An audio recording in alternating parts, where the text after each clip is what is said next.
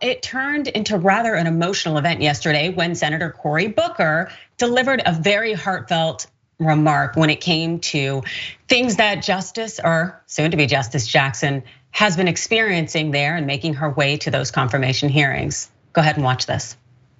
You got here how every black woman in America who's gotten anywhere has done by being like Ginger Rogers said, I did everything Fred Astaire did, but backwards in heels.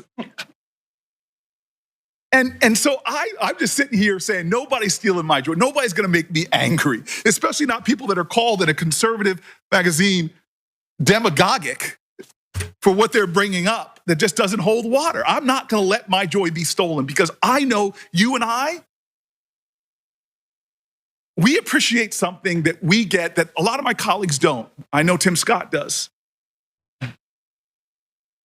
When I first came to this place, I was the 4th black person ever popularly elected to the United States Senate. And I still remember a lot of mixed people, white folks, black folks work here, but at night when people are in line to come in to clean this place,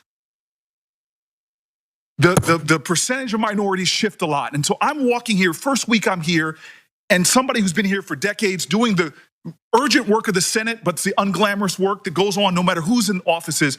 The guy comes up to me, all he wants to say, I can tell, is, I'm so happy you're here. But he comes up and he can't get the words out. And this man, my elder, starts crying. And I just hugged him and he just kept telling me, it is so good to see you here. It's so good to see you here.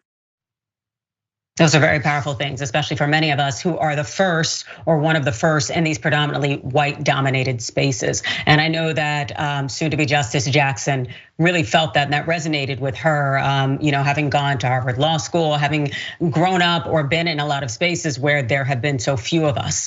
Here are some more of the remarks from that day. And you're here.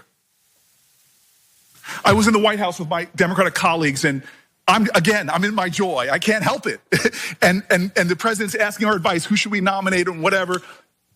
And I look at Kamala and we have a knowing glance, which we've had for years when she and I used to sit on this end of this committee at times. And then I try to get out to the president what it means. What it means.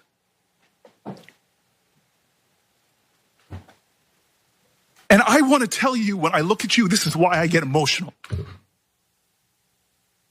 I'm sorry, you're a person that is so much more than your race and gender. You're a Christian, you're a mom, you're an intellect, you love books. But for me, I'm sorry, it's hard for me not to look at you and not see my mom, not to see my cousins, one of them who had to come here and sit behind you. She had to have your back. I see my ancestors and yours. Nobody's gonna steal the joy of that woman in the street or the calls that I'm getting or the texts. Nobody's gonna steal that joy. You have earned this spot. You are worthy. You are a great American. A great American indeed. And Cory Booker spoke for some 20 minutes, rightfully praising KBJ on her accomplishments, highlighting the significance of her nomination because she's an incredibly talented woman and she deserved to be there. Unfortunately, not everybody felt that way and they thought that they would try to knock her off her throne or at least maybe tilt her crown some, because Booker came to this remark in essentially its spirited defense of her. It really followed that constant barrage of attacks by the GOP. And here's a recap according to the Associated Press. So in a marathon hearing stretching into the night, Republicans aggressively questioned Jackson on the sentences she had handed down to sex offenders in the 9 years as a federal judge, her advocacy on behalf of terror suspects at Guantanamo Bay, her thoughts on critical race theory, and even her religious views. At one point, Senator Ted Cruz of Texas read from children's books that he said are taught at her teenage daughter's school. Several GOP senators grilled her on her child pornography sentences, arguing that they were lighter than federal guidelines recommend. She said she based the sentences on many factors, not just the guidelines, and said some of the cases had given her nightmares. Indeed, and there is plenty of support for the fact that she her record in terms of sentencing when it comes to child pornography or child abuse, that those things were consistent with others' records, that there was nothing that was any lighter. Also, it really was something that was speaking to this QAnon Reddit theory, smearing her. They actually subjected her during the hearing to this line of questioning that was absolutely appalling. And this is to create this narrative that is going on, really kind of undermining KBJ and suggesting that she is part of this almost Pizzagate style child abuser network, and it's an absolute joke. But also too, when it comes to her qualifications and experience, they are amazing. She has far more experience than those currently on the bench. Check this out. This graphic here will show you.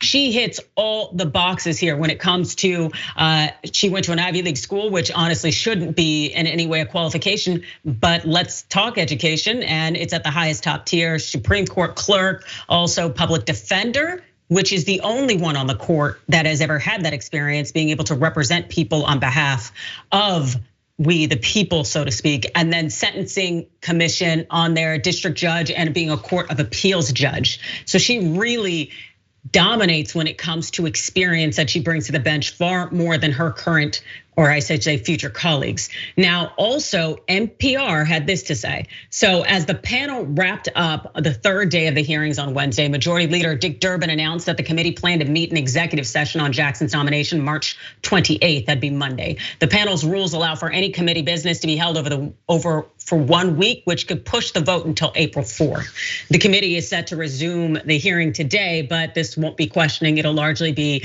hearing commentary from witnesses. Now, Ben, this was something that I couldn't watch when it came to the hearing, being a Black woman as well as being an attorney. And I really love the fact that we have this historic moment of the first Black woman being nominated to the Supreme Court, but knowing the white supremacy that would be unleashed on her from the bench when it comes to Congress as a GOP and the Senate Judiciary Committee.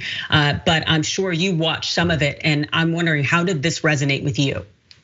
Yeah, I mean, so from my perspective as a trans woman, I'm super hopeful. I'm super hopeful because not only are we talking about representation for Black women on the Supreme Court, but we're also talking about, in my opinion, what will be meaningful representation where Ketanji Brown Jackson, she literally has experience as a public defender. And to me, that speaks immensely to both her character and I think her potential as a Supreme Court justice, because public defenders have to be defenders of the public. That means they have to be willing to put themselves in the shoes of marginalized people from any community and defend them against claims of criminalization. And so that reality and basically everything in her record, I was honestly shocked. I was honestly shocked that Joe Biden picked somebody who is in no way, shape, or form a compromised candidate. And I think that's exactly why we're seeing all of this white supremacist rhetoric from these Republicans attacking her, is because they are afraid of what she represents. And what she represents is the real potential for progress from the Supreme Court, because she does have a record as a public defender, and every indication suggests that not only is she incredibly qualified, but she will be more than capable of actually representing the voices of marginalized people from a litany of different communities across this country that have not had any representation, not had any voice on the Supreme Court. And I mean, just to look at the history of the Supreme Court, if you look at after the Civil War, think about this, after the Civil War, the Supreme Court actively tore apart attempts at Reconstruction. That is the Supreme Court that she is now as a Black woman sitting on. And I think that makes a huge difference. And I think that I'm honestly, as somebody that often criticizes Joe Biden, shocked and amazed that he would pick somebody as qualified and really as fantastic as Ketanji Brown Jackson. Yeah, I definitely think it was an incredible pick and a great choice, and that she will be an ideal justice. And you're absolutely right. We do need that representation there. Someone who has represented the people when they are facing a system against them. We need that, because we can't just have a bunch of Ivy Leaguers up in towers out there rendering their idea of how the world should be. We need people who've been in the world and who have been on both sides. And so I think Justice Jackson will be incredible in her position. And it's extremely upsetting knowing what went down this past week in terms of the hearings, but white supremacy is alive and well.